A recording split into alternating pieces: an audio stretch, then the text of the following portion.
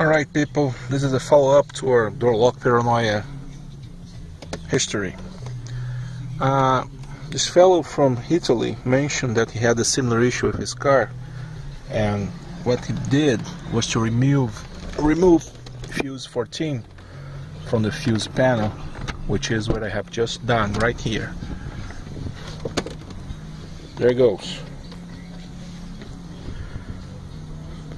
I think it's a 5 amp fuse or 10 amp fuse, I don't know, but it goes right there, this spot right here.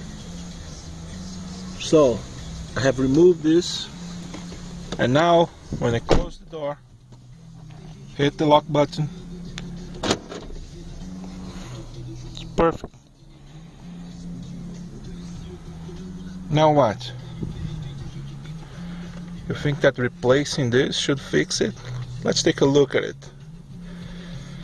You can see that inside it's a little bit twisted. I don't know how to say that.